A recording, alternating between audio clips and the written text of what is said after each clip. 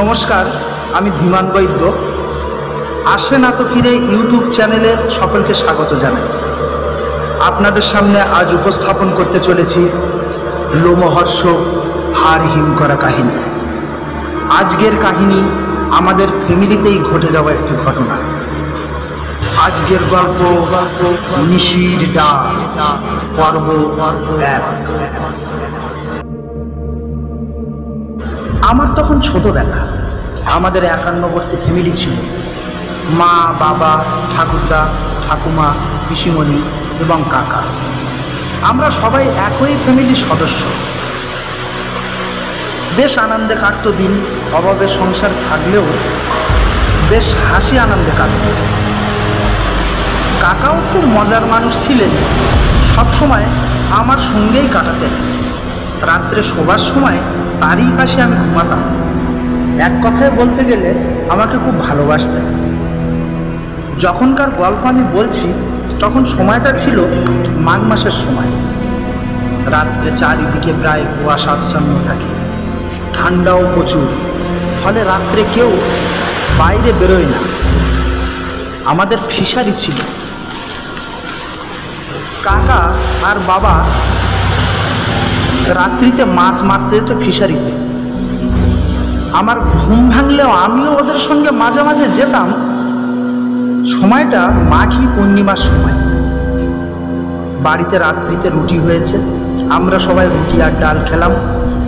দাদু অর্থাৎ আমার ঠাকুরদা বলল, আজ পূর্ণিমার দিন, রাতে তোমাদের কারো মাছ মারতে যেতে হবে না। বাবা বলল, ঠিক আছে, তাই হবে। কাকা খুব জেদালো। কাকা বলল, কেন, কি হবে? আমি ওসব ভূতের ভয় করি না।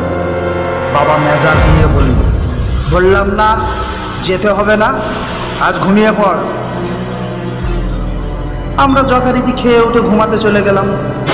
কাকার মুখে গল্প শুনতে শুনতে আমার ঘুম আসে। এটাই আমার অভ্যাস। যথারীতি আমার ঘুম এসে গেল। তারপর সবার চেঁচামেচিতে আমার ঘুম ভেঙে গেল। পরে সমস্ত ঘটনা বুঝতে পারলাম যে রাত্রে কি ঘটেছিল। আমার ঘুমানোর পরে কাকাও ঘুমিয়ে পড়েছিল। রাত্রি ঠিক তখন 12টা বাজে। কাকাকে আমার বাবার গলায় কে যেন ডাকলো। বলল, চল, যাবি না মাছ মারতে?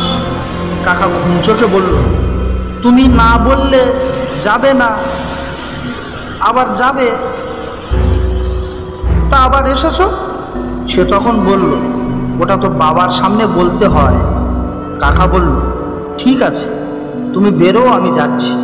বলে কাকা তৈরি হয়ে নিল। কাকার হাতে সবসময় একটা লাঠি থাকত।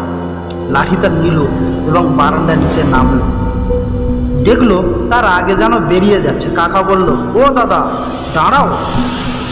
সে উত্তর দিল, তুই আয়, আমি যেতে লাগি। কিন্তু এরকম হয় না, দুই ভাই একসঙ্গেই যায়। আমাদের বাড়ি থেকে ফিশারি বেশি দূরে নয়, কাছাকাছি বললেও চলে। কাকা দেখলো তার আগে ফিশারিতে সে নেমে গেছে এবং মাছ মারার যে আটল সেটা তুলে তার থেকে মাছ খাওয়া চালু করে দিয়েছে। পূর্ণিমার রাত্রে কাকা পরিষ্কার দেখতে পাচ্ছে। কাকা আওয়াজ দিল, তুমি কে? কে কে তুমি কে? সে বলল, চুপ, একদম চুপ, কোনো কথা নয়। ধন্যবাদ প্রথম পর্বের গল্প মন দিয়ে শোনার জন্য। কাল থাকছে আমাদের দ্বিতীয় পর্ব। সুস্থ থাকুন, ভালো থাকুন।